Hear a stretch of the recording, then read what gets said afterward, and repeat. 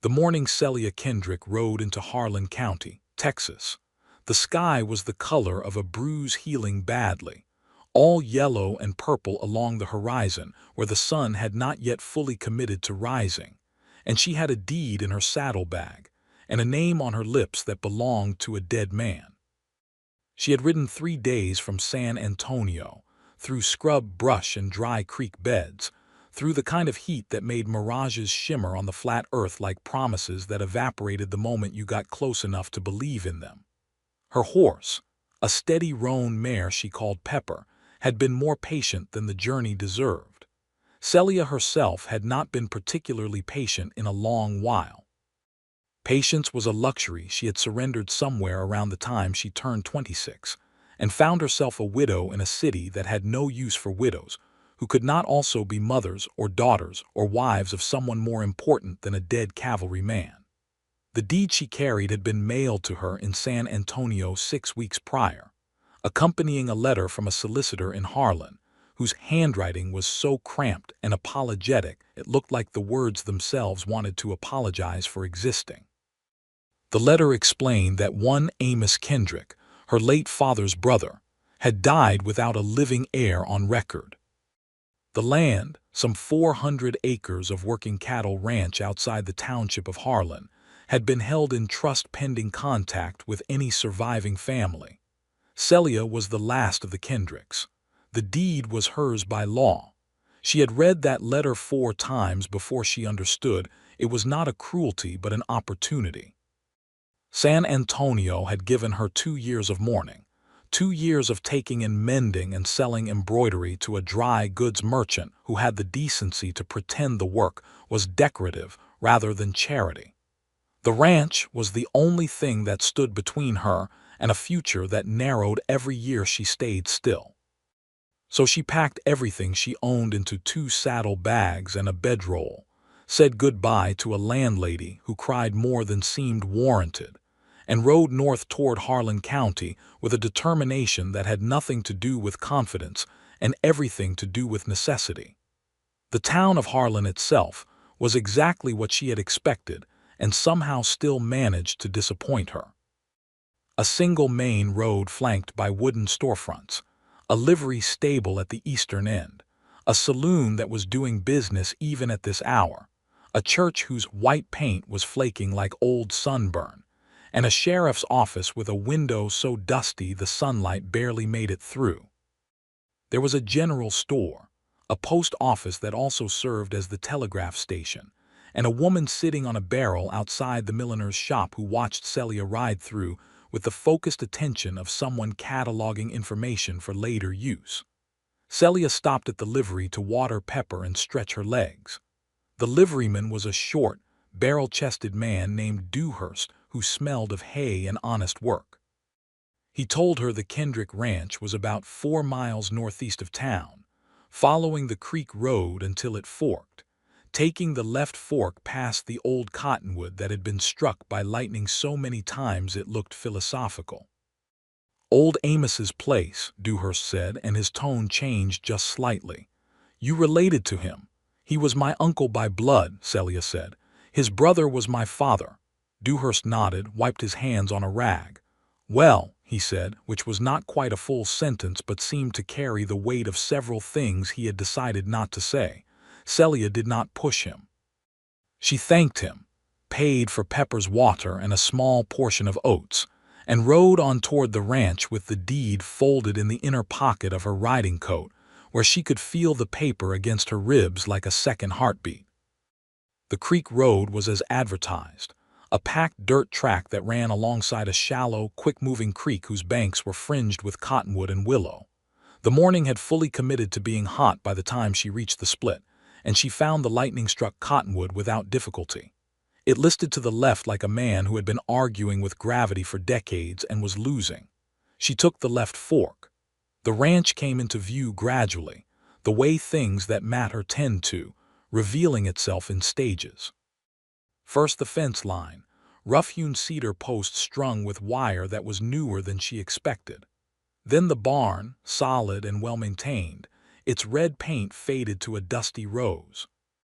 Then the pasture behind it, where a dozen head of cattle grazed with the supreme indifference of creatures who had never once worried about inheritance law. And then the house itself, a two-story timber-frame structure with a covered porch running the full length of the front, and a stone chimney that had settled into the landscape as though it had grown there. It was not what she expected a dead man's house to look like. It looked lived in. Actively, presently, stubbornly lived in. There was a saddle on the porch railing. There was a coffee tin on the step. There was smoke coming from the chimney. Celia pulled Pepper to a stop in the yard and had just enough time to register all of this before the front door opened, and a man stepped into the doorway, and everything she thought she knew about this situation rearranged itself in an instant. He was tall, broad-shouldered in the way of men who had built those shoulders through work rather than vanity, with dark hair that needed cutting and jaw that needed shaving and eyes that were a particular shade of gray-green that Celia would later describe to herself as the color of creek water after rain. He wore canvas trousers, boots that were old but well-oiled, and a cotton shirt with the sleeves rolled to the elbows. He held a tin cup of coffee in one hand and looked at her the way she imagined she was looking at him, which was with the expression of a person confronting something that had not been in any plan they had made. For a long moment neither of them spoke. The cattle moved in the pasture. The creek made its quiet noise somewhere to the east. Pepper shifted beneath her. Then the man said, "Can I help you?" in a voice that was careful and even and not unfriendly, but contained within it several possible notes that had not yet decided which one to become. "I am looking for the Kendrick Ranch," Celia said. "I was told this was it." "It is," he said. "Then I have business here." She reached into her coat and withdrew the folded deed, holding it up so he could see it without yet handing it over. "My name is Celia Kendrick. Amos Kendrick was my uncle. I have been deeded this property through the county solicitor in Harlan." The silence that followed was not empty. It was full of something she could not name yet, something that moved behind those gray-green eyes like weather moving across open country. "My name is Gilbert Vaughn," he said, and he came down from the porch steps then, leaving his coffee cup on the railing with the careful precision of a man buying himself a moment to think. "Amos Kendrick was my father." Celia stared at him. She had read the solicitor's letter many times. It had said quite clearly no living heir on record. "The solicitor's letter said," she began. "I know what it said," Gilbert said. He was standing in the yard now closer, and she could see he was perhaps a year or two older than her, 28 or 29, with the kind of face that had been weathered just enough by outdoor work to be more interesting than it might have been in a parlor. "Mr. Driscoll, the solicitor. He wrote that letter before he knew I existed. My father and I were estranged for several years. Driscoll didn't know about me because my father hadn't told anyone in Harlan that he had a son." "But you are his son," Celia said. "I am," Gilbert said. "By blood and by name, though I didn't carry his name for a time." He met her eyes steadily. "I came back 3 months ago. He was already dying by then. We had 2 weeks together before he passed. He told me about the land, about the family, about a niece in San Antonio." He paused. "I didn't know he had already put the deed paperwork in motion." Celia sat very still on Pepper's back and absorbed this. The situation had just become a great deal more complicated, and complicated was something she had enough of already. "I do not wish to take something that is rightfully yours," she said carefully, because she was a woman who believed in saying exactly what was true even when it was inconvenient. "But I do have a legal document, and I have nothing else, Mr. Vaughn. I need to be very honest with you about that." Something shifted in his face at that. Not pity, she thought, because she would have bristled at pity. It was something more like recognition. "You had better come inside," he said. "I'll put more coffee on." She tied Pepper to the porch post and followed him inside. And that was how it began, not with romance or warmth or any of the things that stories promised, but with two people standing in a dead man's kitchen with competing claims on the same 400 acres, and the slow, strange realization that neither of them wanted to be the one to take something from the other. The kitchen was large and clean in the way that a man keeps things clean when he has been living alone and does not want to become someone who lives in disorder. There was an iron cookstove, a plank table with 4 chairs, shelves lined with tins and crockery, a window above the basin that looked out over the yard and the barn beyond. Gilbert set the coffee pot on the stove, and Celia sat down at the table without being asked, which she could tell he approved of, because he did not comment on it one way or another. She spread the deed on the table.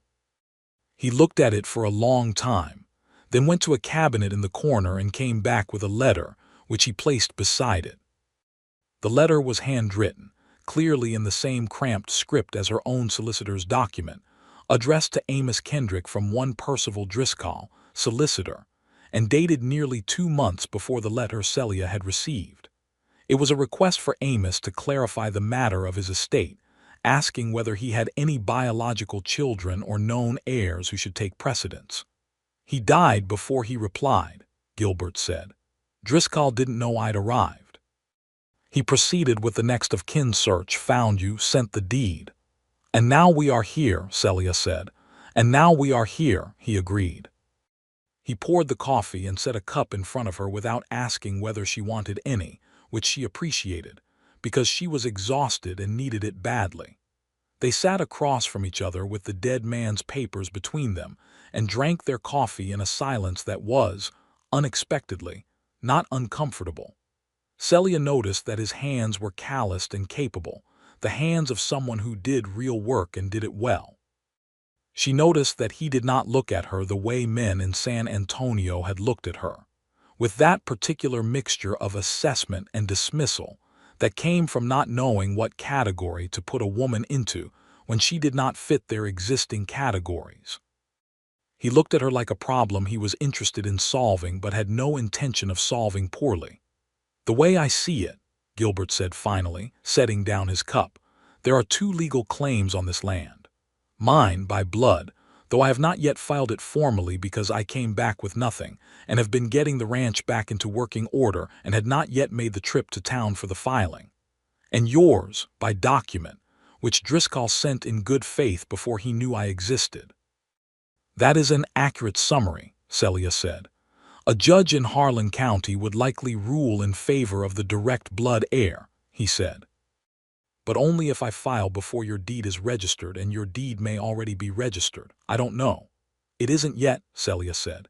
"Driscoll's letter instructed me to present it to the county land office upon arrival. I haven't done that." She looked at him steadily. "I am telling you that because it is the truth, not because I have decided what to do with the information." He looked at her for a moment longer. "How long have you been traveling?" 3 days. "Have you eaten?" She had not really.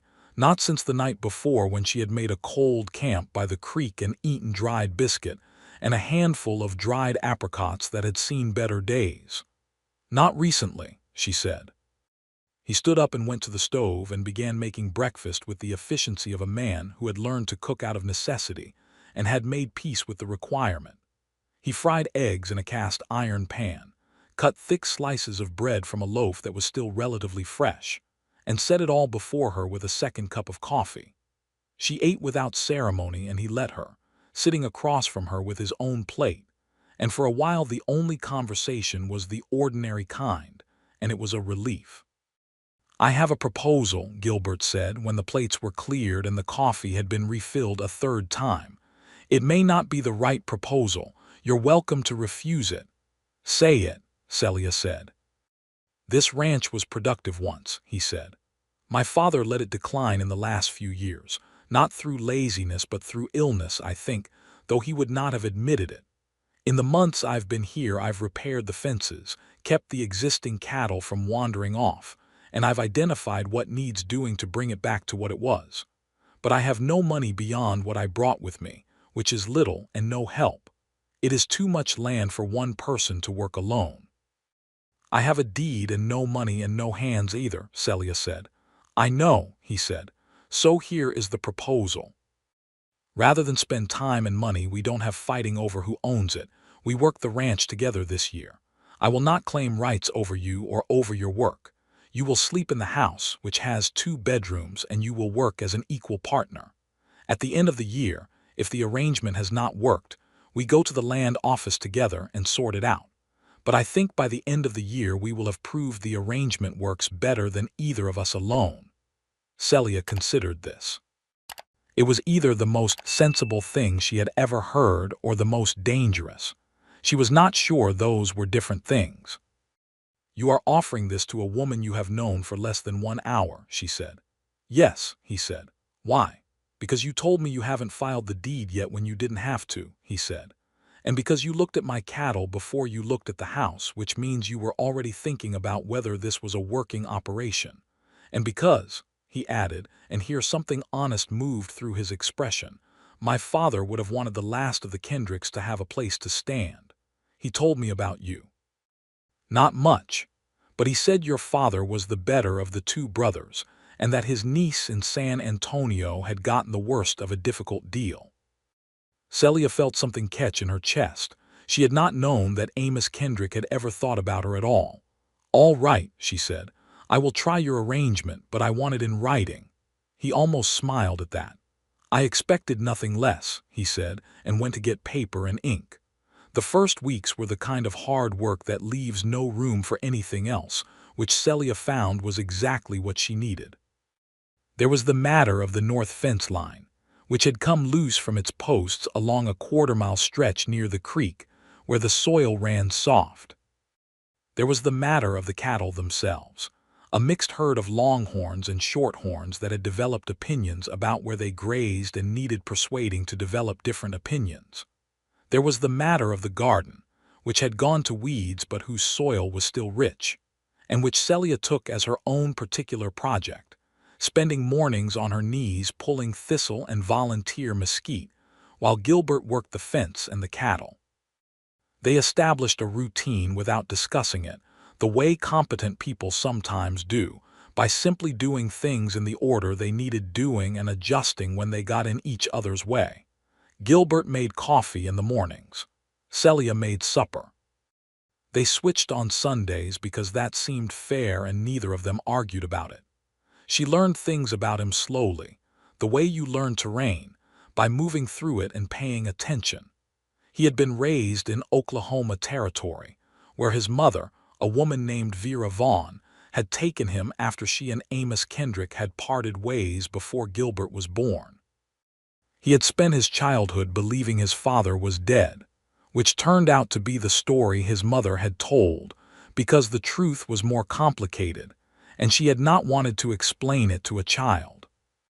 He had grown up doing ranch work, had spent several years on cattle drives before the drives began winding down, had tried farming in Colorado for a time, and found he was not a farming man in temperament, though the work itself was not so different.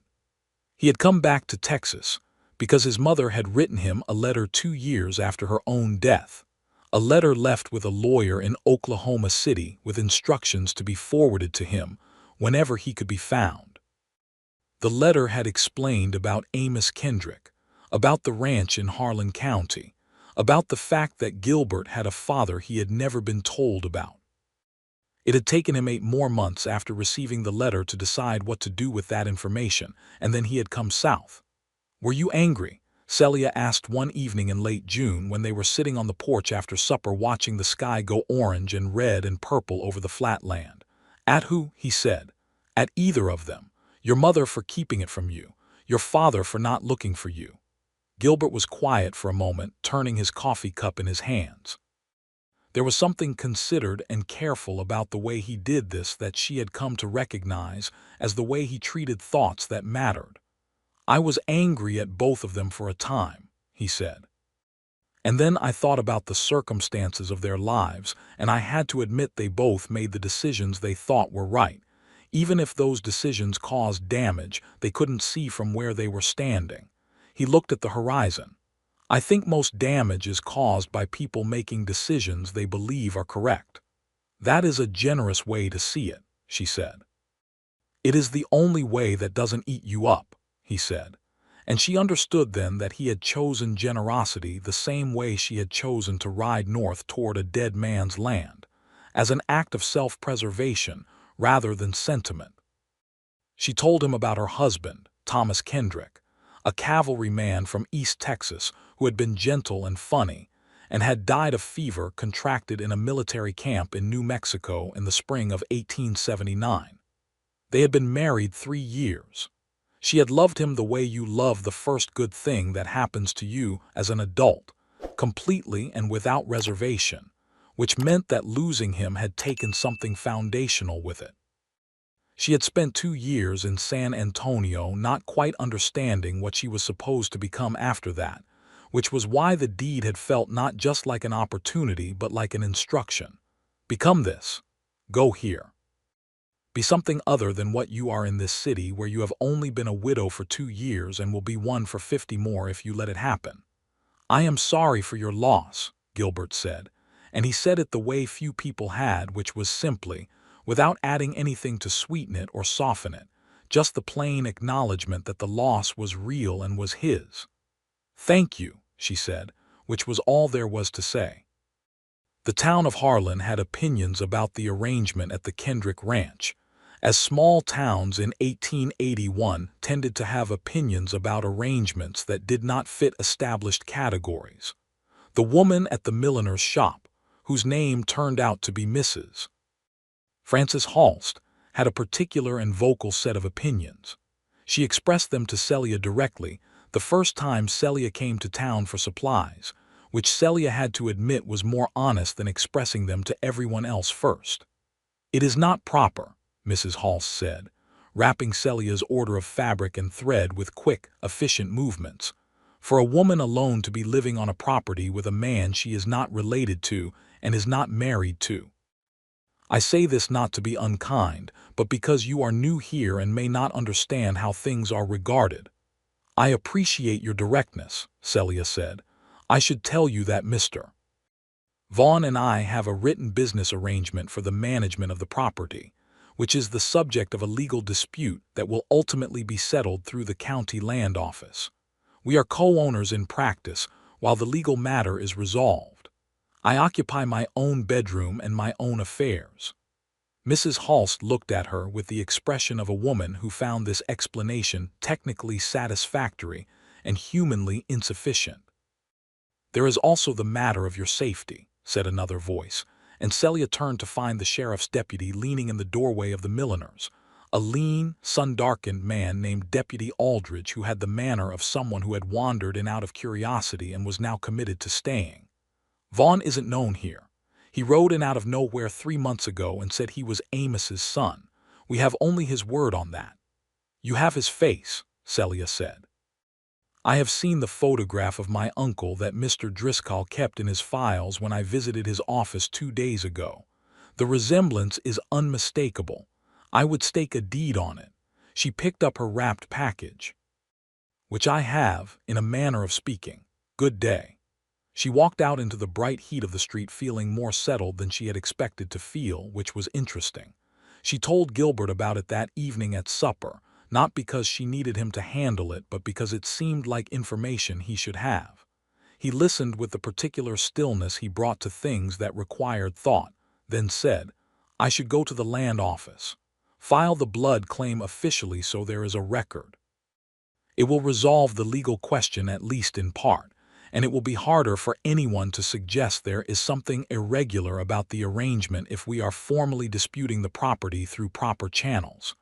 That is sensible, Celia said. Will you come with me? I think it would be better if we presented ourselves together rather than separately. She looked at him across the table. In the lamplight his eyes were less gray and more green, and there was something in the way he had said we that she noticed and then chose not to examine too carefully yet. Yes, she said, I will come. They went to the land office the following Monday. Percival Driscoll turned out to be a small, anxious man of perhaps 50 who wore spectacles on a ribbon, and who looked genuinely pained when he saw them walk in together, as though he had known this moment was coming, and had been hoping to be unwell on the day it arrived. He listened to both of them, examined all the documents, made extensive notes in a ledger that appeared to be organized by some system known only to himself, and then said, in the tone of a man delivering a carefully considered verdict, that the matter was genuinely complex. Celia's deed was technically registered upon his sending it, under county procedure. Gilbert's blood claim, if verifiable, would normally take precedence. However, since Amos Kendrick had initiated the deed transfer himself prior to his death, there was an argument that he had been executing a deliberate estate decision, which complicated the blood claim. The simplest resolution, Driscoll said, peering at them over his spectacles, from a purely legal and administrative standpoint, would be for the two claimants to share the property through formal joint ownership, which could be accomplished through a business partnership filing which I can facilitate, or through, he paused, other means. Other means, Celia said. Driscoll cleared his throat with the precise discomfort of a man who had gone further than he intended. Marriage would, legally speaking, resolve every aspect of the dispute simultaneously. I mention it only as a legal observation, not as a personal suggestion. Noted, Gilbert said, in a tone so neutral it was almost musical. The partnership filing, Celia said. Please prepare the documents. Driscoll looked genuinely relieved. The partnership filing took 3 days to prepare, and was signed on a Thursday morning in the land office with Driscoll and Deputy Aldridge as witnesses, both of whom seemed simultaneously satisfied and somewhat disappointed that the matter had been resolved so practically. Celia signed her name next to Gilbert's on the partnership document and felt something settle in her that had been unsteady since San Antonio, a sense that she was standing on ground that was properly hers, that would not shift. On the walk back to where they had tied their horses, Gilbert said, "Does it feel like yours now?" "Yes," she said. "Does it feel like yours?" "It did before," he said. "But it feels more right now." She thought about that for a moment. "More right," she repeated. "Shared things often are," he said simply, and then they untied their horses and rode back to the ranch, and the summer opened up ahead of them like something that intended to be good. July brought a dry stretch that made the creek run low and the cattle restless. They spent long days moving the herd to the better pasture ground on the western edge of the property, where a secondary spring fed a small pond that had stayed full enough. It was hard work, dusty and hot, and Celia learned more about cutting cattle and reading their behavior in those 2 weeks than she had learned about livestock in the entirety of her previous life. Gilbert was a patient teacher in the way of people who had learned patience by having it worn into them over time. He did not explain things unnecessarily or repeat himself more than once. He showed her things in the way you show someone when you trust they are capable of understanding, which was, she realized, something she had needed without knowing she needed it. One afternoon, the lead steer, a large and opinionated animal Gilbert had named Argument, decided to take the west fence at a run, and Celia found herself cutting across open ground at full gallop on Pepper to head him off, riding flat and hard in the way she had not ridden since she was a girl on her father's farm in East Texas. And when she turned Argument back and looked up flushed and laughing, she found Gilbert sitting his horse 30 yards away watching her with an expression she did not know how to name. Not surprise exactly. Something warmer than surprise, something that looked almost like recognition again, but different from the recognition in the kitchen that first morning. "You can ride," he said. "My father taught me before I knew there were people who thought I shouldn't," she said. He smiled at that, and it was the first full, unguarded smile she had seen from him, and it changed his face significantly, and she noticed that too and filed it away. That evening she found herself noticing other things she had been not noticing for weeks. The way he moved through the barn with a certainty that came from knowing every board and beam by now. The way he stopped to check on a calf that had been listless since Tuesday with a gentleness he would not have characterized as such himself. The way he always left the better cup, the one without the chip in the rim, for her without making any acknowledgement of doing so. She was not unaware of what this accumulation of noticing might mean. She was not a woman who lied to herself about such things. But she was also not a woman who moved toward things without being sure of her footing, and so she noticed, and she catalogued, and she did not act on any of it yet. There was also the matter of a man named Clarence Red to contend with, which complicated that August considerably. Clarence Red was a cattle broker who operated out of Amarillo and who had, according to Dewhurst at the livery, been interested in acquiring the Kendrick property for some years. He arrived at the ranch on a Monday morning in early August driving a hired buggy and wearing a jacket that was too good for the heat and too expensive for a man conducting ordinary business, which Celia had learned was a reliable indication that a man wanted you to know how much money he had before the conversation began. He was perhaps 45, broad in the chest, with a salesman's easy smile and the watchful eyes that did not entirely match it. He had heard about the partnership filing through Driscoll's office, he said, and had come to offer the two of them a very fair price for the property, all 400 acres and the existing cattle, which he intended to absorb into a larger holdings consolidation he was conducting in Harlan County. Gilbert listened to the offer, which was indeed a fair price and possibly even a generous one, with his arms crossed and his weight back on his heels, which was how he stood when he was deciding something. Celia listened to Red's pitch and watched his eyes, which moved around the property with a proprietary quality that preceded ownership, as though he had already decided the deal was done and was simply waiting for the paperwork to acknowledge what his eyes were telling him. "I appreciate the offer," Gilbert said when Red had finished. "We'll need to discuss it." Of course," Red said. "Take your time, though I would say the offer does have a window on it. I have other properties I'm considering, and the arrangement I'm building requires some timing." He smiled in a way that was meant to suggest this was merely information and not pressure. 2 weeks should be more than sufficient. After Red had driven his buggy back down the creek road, Gilbert and Celia stood in the yard in the full August heat and looked at each other. "Well," Celia said. "It is a fair price," Gilbert said. "It is," she agreed. "Do you want to sell?" He was quiet for a moment. He looked at the barn, at the cattle in the pasture, at the house with its good chimney and its covered porch. He looked at the fence line he had rebuilt post by post and the garden that Celia had coaxed back from wilderness, which was now producing more tomatoes and peppers than 2 people could reasonably consume. "No," he said. "Neither do I," she said. "Then we don't," he said. "We should write to Driscoll to make sure our partnership filing precludes any single party selling without the other's consent," she said. "I was thinking the same thing," he said. They turned back toward the house, and Celia thought that she could not remember the last time she had been around someone whose thoughts and hers ran in such close parallel without either of them having to announce it. They wrote to Driscoll that evening, and received confirmation 3 days later that their partnership agreement did indeed require joint consent for any sale or transfer of the property. They sent Red a polite and firm letter of refusal through the post, and that was that. Except that it was not quite that, because Red did not take refusals easily, and small towns talk.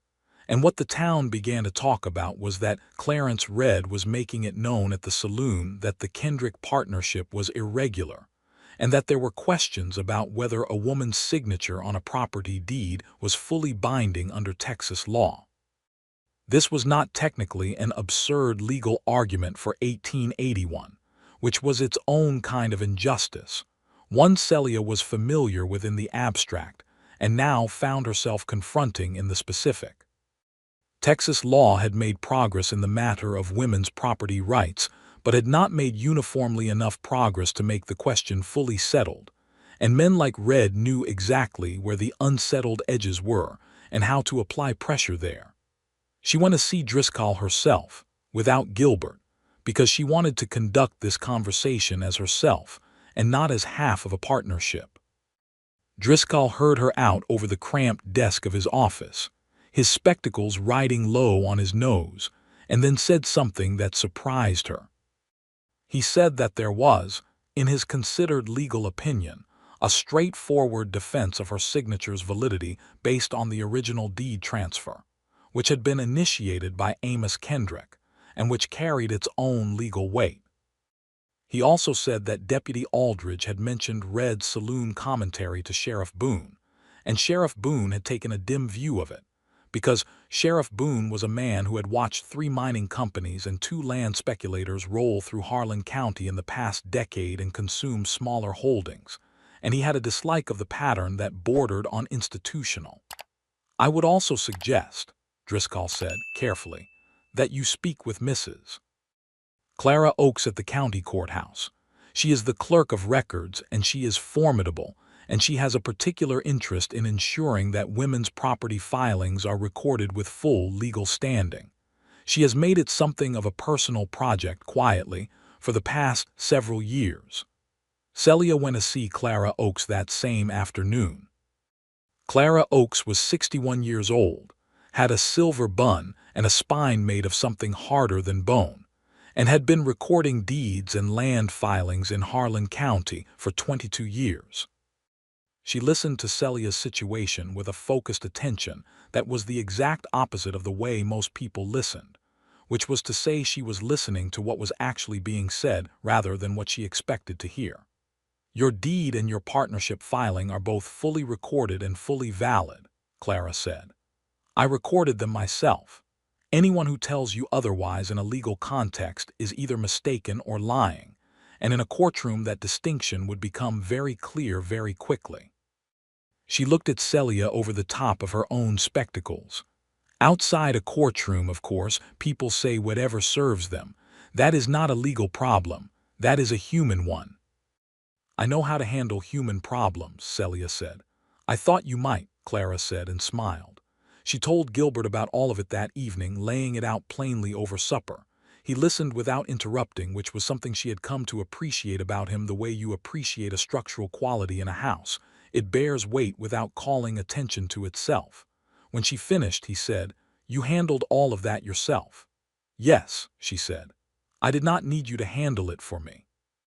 "I know," he said, and there was nothing in his tone but straightforward acknowledgement, no wound ego, no suggestion that he had expected to be consulted.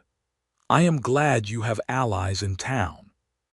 I've been working to build some, but I haven't had as long as you to work on it today." She looked at him. "You are not bothered that I went without telling you?" "Why would I be?" he said. "It concerns your legal standing as much as mine, and you are fully capable of representing yourself. I would have been bothered if you had felt you needed to ask my permission."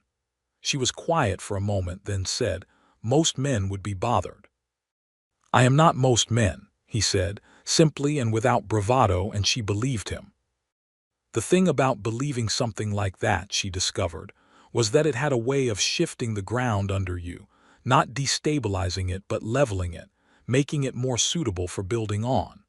Red came back to the ranch in the last week of August, and this time he brought a different tone.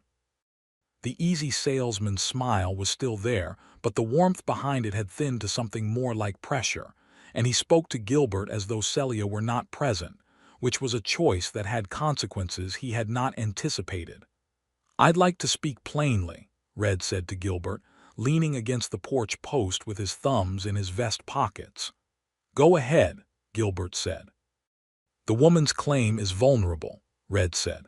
"My lawyer in Amarillo believes there are grounds to challenge the deed transfer on procedural grounds. A deed initiated before Amos Kendrick died but not registered until after may not constitute a completed transfer under Texas property law." "Mr. Red," Celia said, and her voice was the particular kind of quiet that is more effective than volume.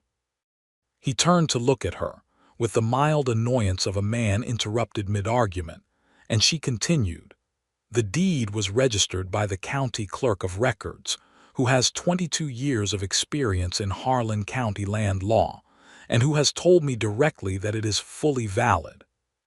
Your lawyer in Amarillo is welcome to bring a challenge which will fail, and in the meantime you will have spent money and time that could have been applied to a more productive endeavor. I suggest finding another property to consolidate." Red looked at her for a long moment. Then he looked at Gilbert, who said nothing, just stood with his weight easy and his face neutral, which was its own kind of statement. "You're making a mistake," Red said. "We have made our decision," Gilbert said. Celia has stated it clearly. I would ask you not to come back. Red left and they watched his buggy go down the creek road, and neither of them spoke until the dust had settled. Celia, Gilbert said. Yes, she said. That was well done. Thank you, she said, and she smiled, and he smiled back. And there was something between them in that moment that was different from every moment before it, a warmth that had been building for weeks, and was now visible in the same way that water becomes visible in a streambed when the rain has finally come. September cooled the mornings and the evenings, leaving the middays still bright and warm, but wrapped in something less punishing.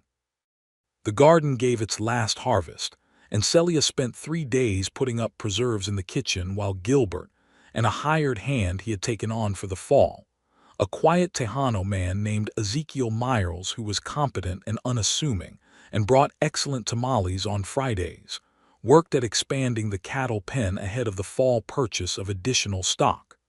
The evenings were the best time now. The light came in golden and long over the flat land, and the porch was cool enough to sit on until well after dark, and they had developed the habit of sitting there after supper with coffee, or on cooler evenings, with the small bottle of decent whiskey that Celia had purchased from the general store, and which they treated with a respectful moderation that made it last. They talked about many things. About the ranch and its plans for the following year, the additional 30 head they intended to buy, the question of whether to plant a hay crop in the east field or continue purchasing feed, the matter of the barn roof which had a soft spot near the north wall that would not survive another wet spring. They talked about their pasts, filling in more of the spaces between the things they had already shared. Gilbert told her about the cattle drives, the years of moving between jobs and states, the particular freedom of that life, and the particular loneliness of it that he had not let himself name until he had come back to a place that had a door to stand in, however complicated the circumstances. Celia told him about her marriage, not the grief of it this time, but the good of it, the small daily goodness of Thomas Kendrick, who had made her laugh and had treated her opinions as worth having, and who had taught her that love between adults was possible without one person diminishing themselves for it. "He sounds like a man worth grieving," Gilbert said one evening. "He was," Celia said. "I will always be glad I loved him. The grief is just the price of the gladness." Gilbert nodded slowly. "I have never," he said, then stopped. "Never what?" she said. "Never been in love," he said. "I have had companionship at different times and I have had affection, but not the thing you are describing, the kind where you carry the person with you." She looked at him sideways in the evening light. "Do you think you would recognize it?" "I think," he said carefully, "that I would recognize it because it would feel like something I had been doing in the wrong order finally making sense in the right one." Celia set her cup down on the porch railing. The stars were coming out, the big open Texas sky presenting them one by one like an inventory of light. "Gilbert," she said. "Yes," he said. "Are you trying to say something to me?" He was quiet for a moment in that considered way of his, and then he turned on the bench to face her properly, and in the gathering dark his face was very serious and also very open, which was a combination she had not seen on many people's faces. "I am trying to say," he said, "that I have been thinking for several weeks now about whether the way I feel about you is something I should mention or something I should continue managing quietly, because I do not know how you feel, and this ranch and our partnership are more important than my feelings, and I don't want to make things complicated or uncomfortable when the life we have built here is already good." Celia looked at him for a long moment. "That," she said, "is the most carefully organized declaration of feeling I have ever heard." "I am a careful man," he said. "I know," she said. "I have noticed that about you. I have noticed a great many things about you, Mr. Vaughn." "Gilbert," he said. "Gilbert," she said. "I have been thinking for several weeks about the same question, whether to say it or continue not saying it. And I have decided to say it because I have found that not saying true things is a habit that only grows, and I have spent enough of my life managing feelings quietly and calling it good sense." She met his eyes directly. "I have feelings for you that are not partnership feelings. They are more substantial than that. He reached across the bench and took her hand, slowly and deliberately, the way he did things that mattered, and she let him. And they sat there in the dark with the stars multiplying overhead and the cattle quiet in the pasture and the creek making its small, perpetual sound.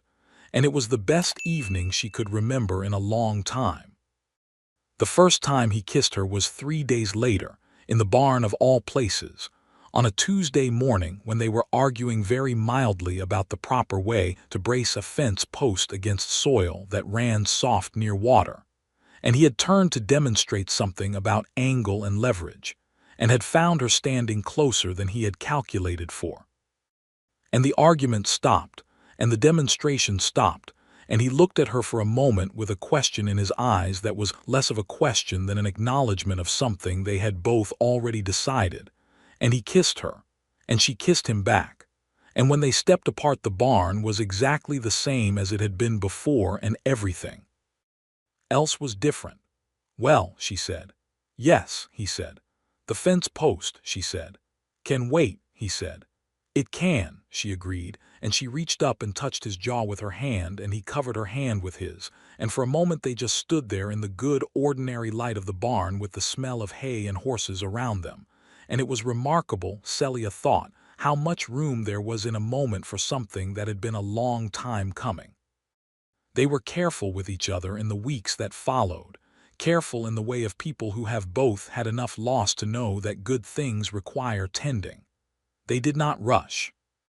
They talked about the future with the same direct honesty they had applied to the deed dispute, and the cattle and the garden, sitting at the kitchen table or on the evening porch, naming things plainly. He told her he did not want to be the kind of man who stood in a woman's way. She told him she did not want to be the kind of woman who waited for someone to stand in her way before moving. He laughed at that, a real laugh, the kind that came from the chest, and she decided in that moment that she wanted to spend a long time earning that laugh when it was available, and she was the reason for it. She also told him that she was not ready to be hasty, that she had been married before and knew what it was to commit, and she would not do it carelessly.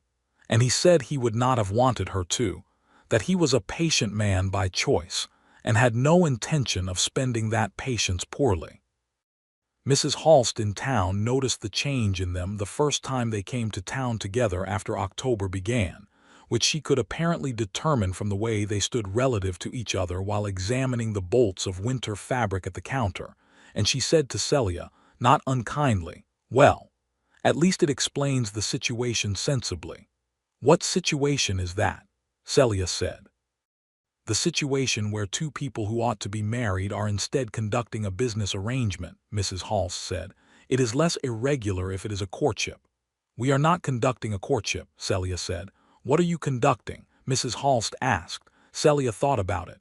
"Something more considered than a courtship," she said finally, "and considerably more interesting." Mrs. Halst looked at her with something that had shifted toward respect. "I will grant you that," she said. Ezekiel Miles noticed too, in his quiet Tejano way, which mostly manifested as a slight adjustment in where he was and was not at certain times of day, a courtesy for which Celia was genuinely grateful.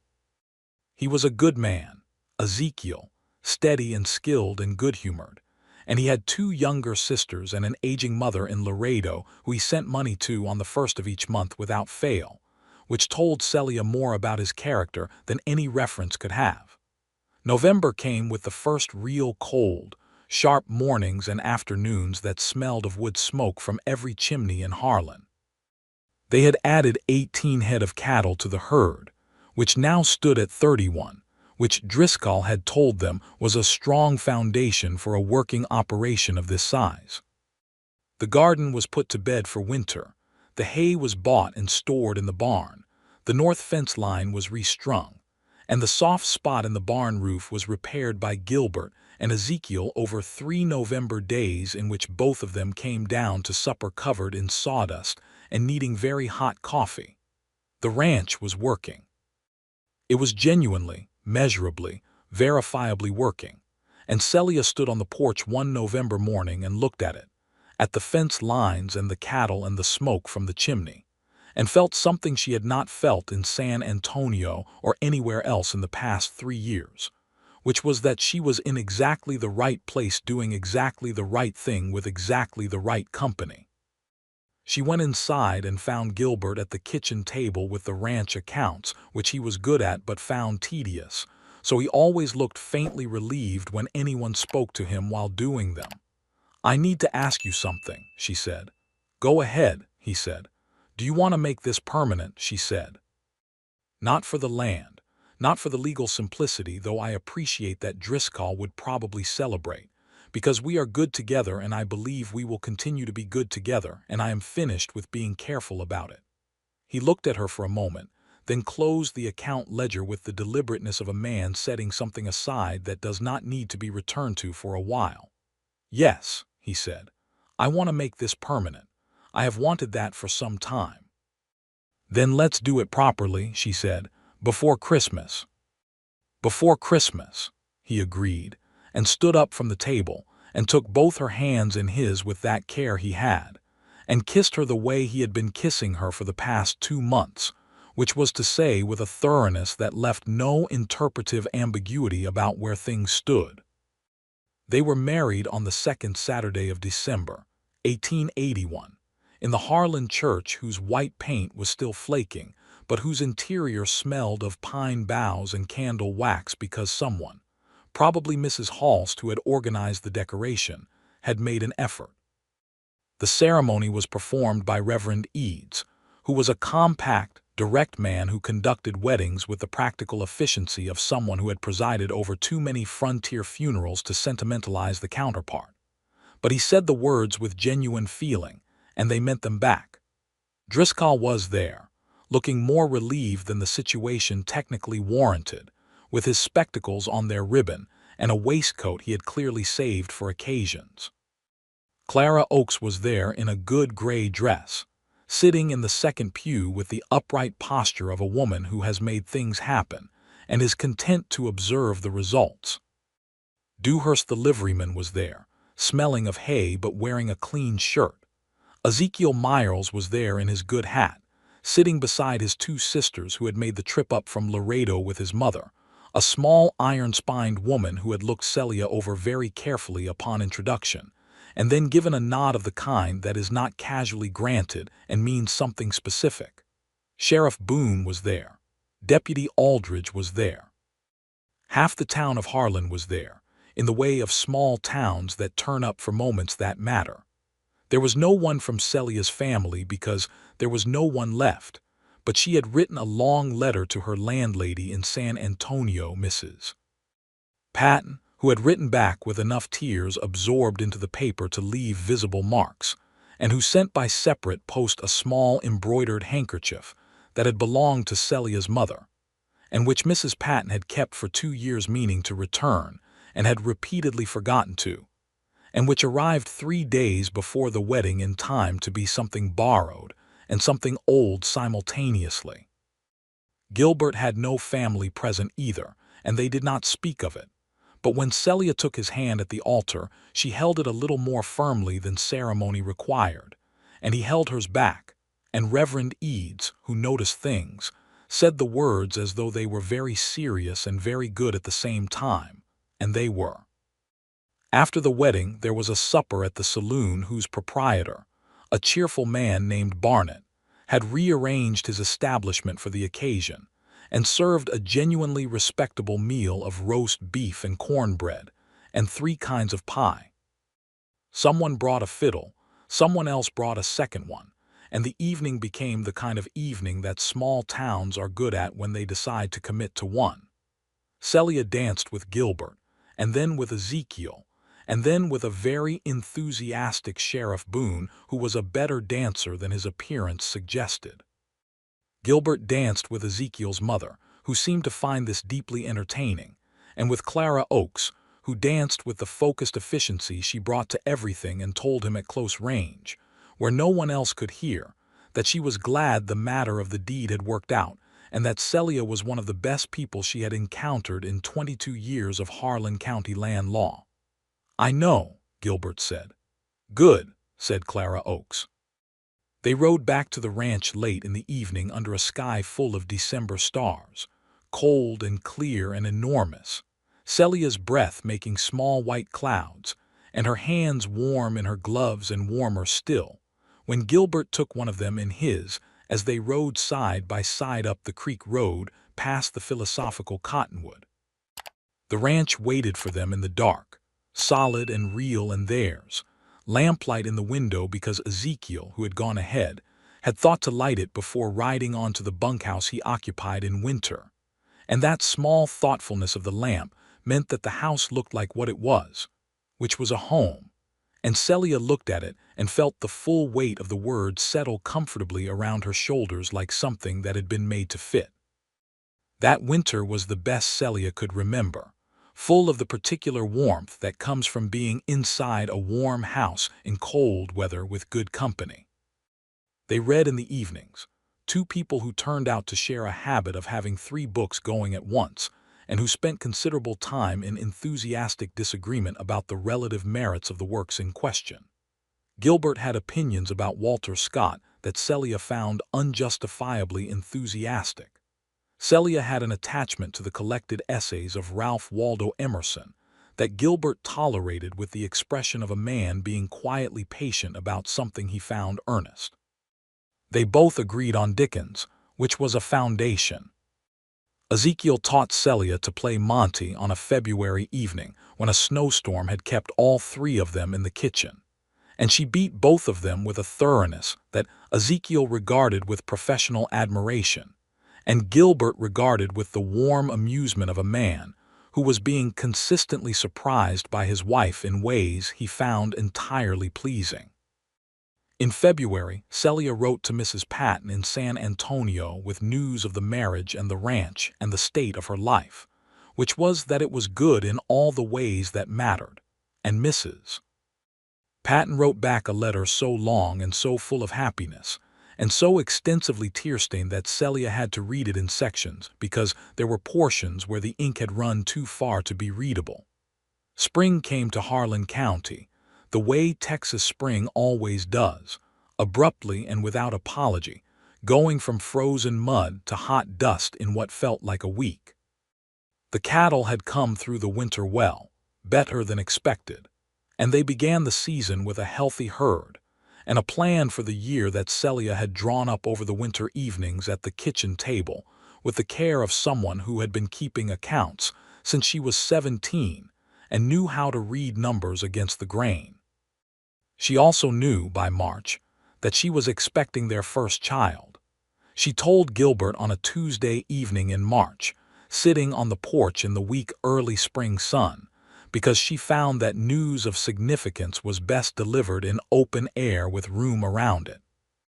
She told him plainly and watched his face go through several things in the space of a few seconds, a lightning sequence of surprise and calculation, and something that was neither of those things but was larger than both, a fullness in the expression that she recognized because she had felt it herself when she had understood what the mornings were telling her. "Celia," he said. "Yes," she said. He did not say anything else for a moment.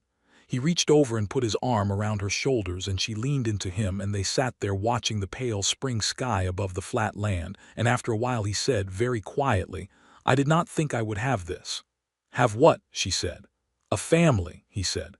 "A home, a person who," he stopped, tried again. "I have spent most of my life being the person who moves on before anything requires him to stay. I don't know when I stopped wanting to be that person. I think I was already not that person when I rode into Harlan, but this," he paused, "this is more staying than I have ever done. Is it too much staying?" She said, because she was the kind of woman who asked the question that mattered. "It is exactly enough staying," he said, and kissed her hair, and she believed him absolutely. The spring and early summer were full of anticipation, which Harlan County shared with the enthusiasm of a small community that has decided it has a stake in a story.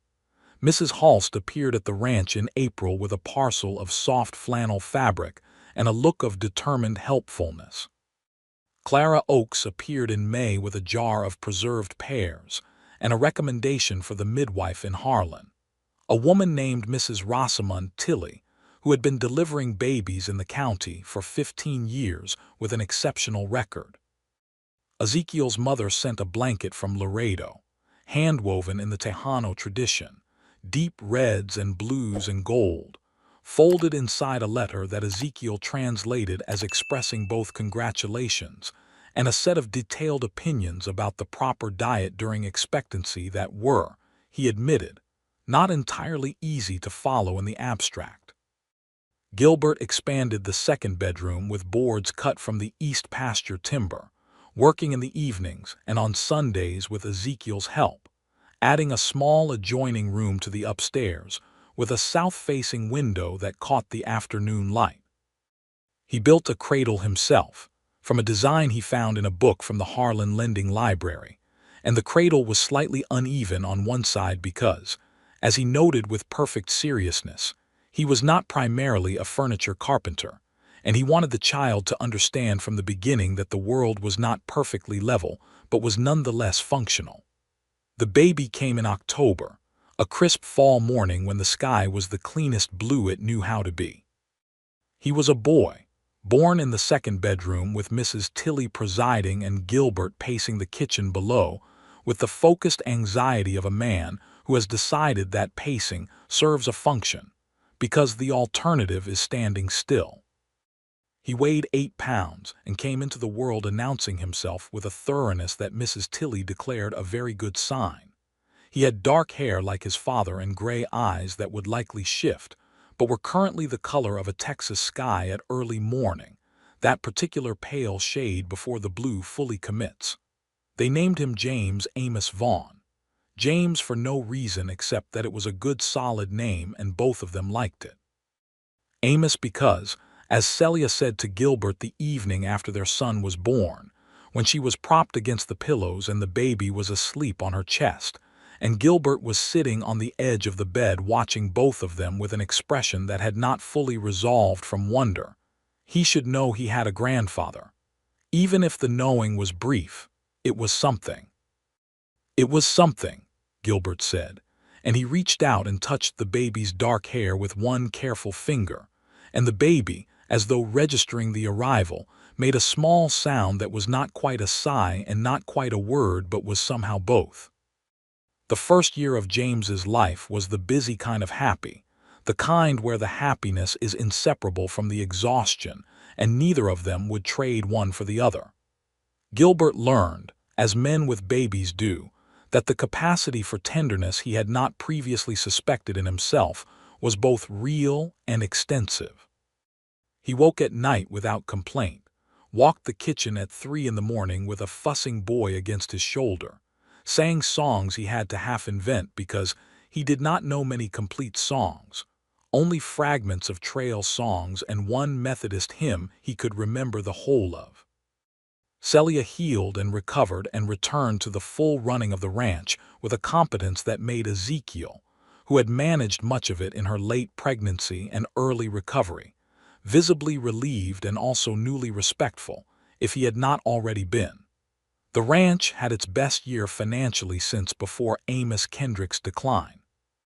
They sold 20 head at good prices at the fall cattle market in Abilene, which Gilbert attended with Ezekiel while Celia managed the property with the 2-day hands they had taken on for the season, a pair of brothers named Cole and Dusty Partridge who were competent if occasionally in theatrical disagreement with each other.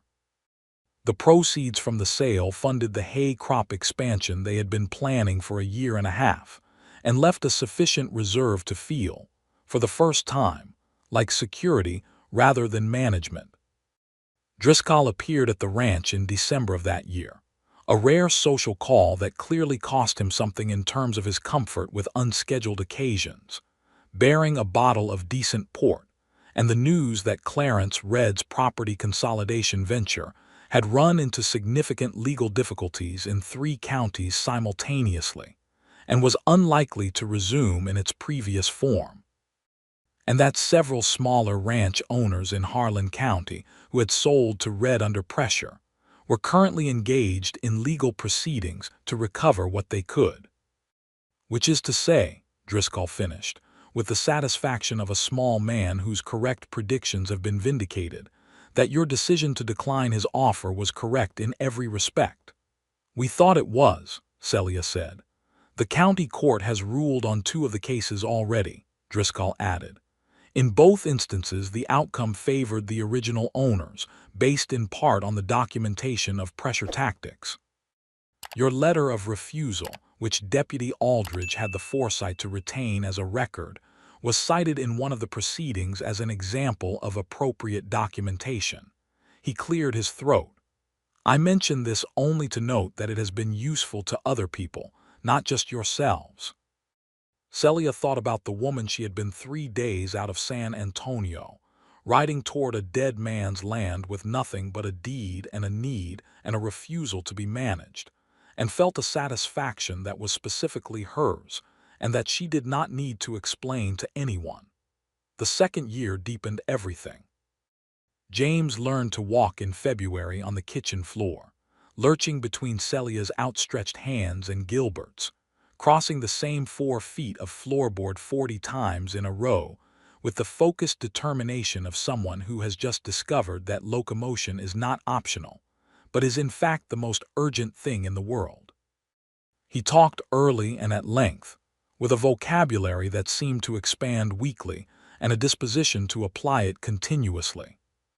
He followed Gilbert to the barn every morning from the time he could walk with reasonable efficiency, and Gilbert, who had grown up largely without a father and had therefore made no specific plans for what fatherhood would look like, turned out to be the kind of father who explained things, who answered questions no matter how many there were, who treated a small person's interest in the world as a matter deserving of serious engagement.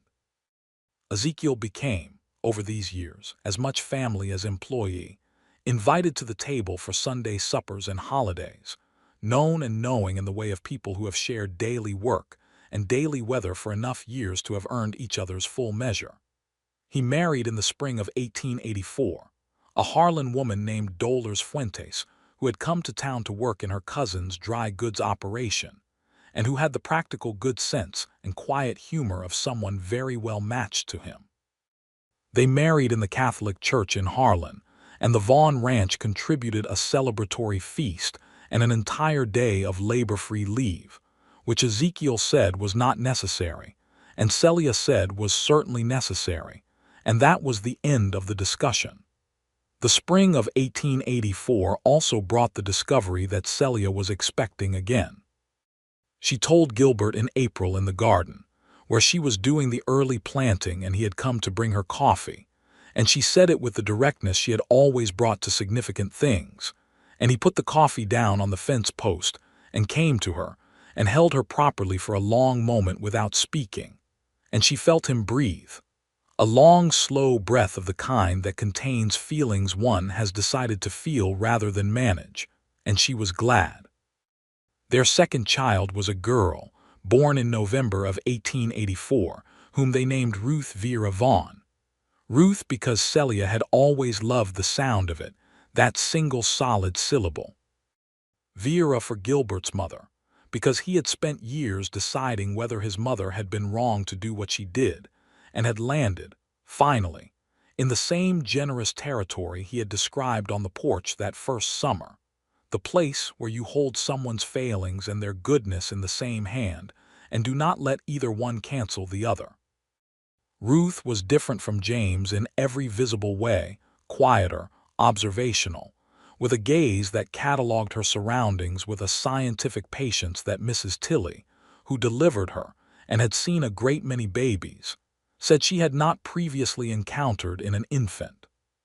She would look at something, a window, a shadow, a particular quality of afternoon light on the plank floor, with an attention that seemed entirely too organized for her age.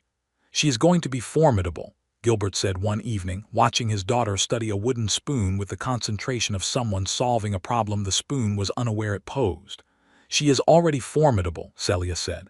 "She has been formidable since birth." "She gets that from you," he said. "She may," Celia said. "She gets the patience from you." He smiled and picked Ruth up, and she regarded him with that considering gray gaze and then, apparently satisfied with her assessment, settled against his shoulder with the decisive completeness of someone who has made a judgment and is content with it. The ranch continued to grow, not wildly, not through speculation or extension beyond what the land and the work could support, but steadily, in the way of good things that are well tended. They added sheep to the east pasture in 1885, which James found thrilling and which the Longhorns regarded with measured disdain. The hay crop became reliable enough to sell surplus to neighboring ranches. Celia began keeping more formal agricultural accounts, which drew the attention of other ranch families in the county who were less organized in their bookkeeping, and who began occasionally asking for her advice, which she gave freely, because she had received enough help from Clara Oakes and Driscoll and Sheriff Boone in those first months that the principle of extending what you have to those who need it had become something she lived by. Clara Oakes retired from the county clerk's office in 1885, and the town gave her a dinner at Barnett's saloon that was, by several accounts, the finest dinner the establishment had produced. Celia spoke at the dinner, briefly and without notes, about what Clara's expertise and care had meant in the early days, and Clara Oakes listened with her upright posture and her composed expression, and then said to Celia privately afterward, "You didn't need as much help as you thought. You had everything you needed. I simply told you it was there." "That is sometimes enough," Celia said. "It is always enough," Clara said, "if the person can hear it." Harlan County changed over those years, as frontier counties do, the rough edges sanding down into something more settled, the single road gaining more buildings, the church getting a new coat of paint that held longer than the last one, the school that had operated irregularly beginning to operate with more consistency as the population grew and families with children demanded it. James Vaughn started school in the fall of 1886 and attended with the focused enthusiasm of a boy who had grown up being talked to like a person and had therefore developed no anxiety about questions, which his teacher, a young woman from Austin named Miss Hargreaves, described to Celia in a note as both exceptional and occasionally challenging in terms of classroom pace. By the fall of 1887, 6 years after Celia had ridden up the creek road to find a man standing in a doorway where she had expected to find an empty house, the Kendrick Vaughn Ranch, as it was known in Harlan County, because Celia had kept her name alongside his in all the ranch documentation with Gilbert's full encouragement, was one of the better-run operations in that part of Texas. Not the largest, not the wealthiest, but known for good cattle, clean accounts, and the quality of judgment of its owners, which was perhaps more valuable in the long run than acreage. One October evening in 1887, Celia and Gilbert sat on the porch after supper in the way they had been sitting on porches after supper together for 6 years now, with the knowledge of all the evenings between this one and the first giving the present one a particular richness. James was inside doing his school lessons at the kitchen table, with the focused application that alternated, predictably, with the periodic crashes that indicated he had decided the lessons were going better than they were, and had moved on to other activities. Ruth, 3 years old and absolute in her convictions, had been put to bed an hour ago, and had accepted this with her characteristic directness, registering her formal disagreement, and then going to sleep with the efficiency of someone who files their objections and moves on. The sky was the purple-orange of a Texas October evening, and the cattle were quiet in the pasture, and the creek made its sound in the distance, and the lamplight from inside the house lay warm and gold across the porch boards. "Do you remember," Gilbert said, "what the solicitor said in Driscoll's office that first week? About the legal options," she said. "The one he described and then immediately retreated from," he said. "That marriage would resolve every aspect of the dispute simultaneously," she said. "He was right," Gilbert said. "He was right for the wrong reasons, but he was right." Celia laughed, a real laugh, the unguarded kind she gave when something struck her as genuinely true and genuinely funny at the same time. He He had no idea how right he was. No, Gilbert agreed, and he took her hand in the easy, certain way he had, the way of someone for whom this particular hand was as familiar as his own and more precious. I have been thinking about something. What have you been thinking? She said. I have been thinking about my father, he said. About the fact that he knew you existed, that he kept track of his brother's family, that he put the deed process in motion before he died. And I have been thinking about whether he knew I was coming, whether he had done the math on the estrangement and expected I might show up, whether the letter to Driscoll about no known heirs was an accident of timing or something else. Celia considered this. She had thought about it too, in the way you think about things that have no provable answer but have a felt one. I think, she said slowly, that a man who raised cattle alone on 400 acres for 20 years and knew he was dying had a great deal of time to arrange his affairs exactly as he intended them. I think Amos Kendrick was a man who thought several moves ahead. Yes, Gilbert said, I think so too. Which would mean, she said, that he sent for me knowing you might come, that he put two people in motion toward the same place. Which is either a remarkable coincidence or a very deliberate act, Gilbert said. Or both, she said. The best arrangements usually are. He lifted her hand and kissed it, the back of her knuckles, a gesture he had taken to somewhere in the second year of their marriage that she had never mentioned because to mention it would have been to make it self-conscious, and she preferred it to remain what it was, which was simply what he did. I owe him something for it, Gilbert said. We both do, she said. The land, the life, the children who are currently either doing schoolwork or dismantling something in the kitchen. James, Gilbert called through the open window. What are you doing? A pause. Then James's voice, 9 years old and entirely reasonable, nothing that cannot be repaired. Celia pressed her face against Gilbert's shoulder to muffle the laugh. He sat with it for a moment doing the same, and then he said, Please do not repair anything. Just do the lessons. Yes, sir, came back, with the tone of a boy who has filed his own objections and accepted the outcome. The stars were coming out, the full October inventory of them, the Milky Way a white river across the black. Gilbert put his arm around Celia, and she leaned into the familiar warmth of him. And she thought about the woman she had been 6 years ago, riding toward a dead man's land with a deed and nothing else. And she thought about the morning she had pulled Pepper to a stop in the yard and seen the smoke from the chimney, and understood that nothing was going to be as simple as the solicitor's letter had made it seem. She thought about a man standing in a doorway, coffee cup in hand, gray-green eyes taking in a stranger on horseback with the look of someone encountering a complication they intended to manage well, and the thought of it now was something she wanted to carry always, that morning, that doorway, that beginning of everything. Gilbert, she said. He said, his chin resting on the top of her head. Are you happy? She said. He was quiet for a moment in that considered way of his, the way that meant the answer was receiving its proper treatment. Yes, he said, in all the ways and with all the kinds. The large and the ordinary and the daily kind that you forget is happiness until you are paying attention. Yes. Good, she said. I am too. I know, he said. I have been watching you be happy for 6 years and it has not become less interesting. Watching me, she said. Watching you, he said, with considerable enjoyment and no apology. She tilted her head to look at him. This man with his dark hair that still needed cutting more often than he remembered to cut it.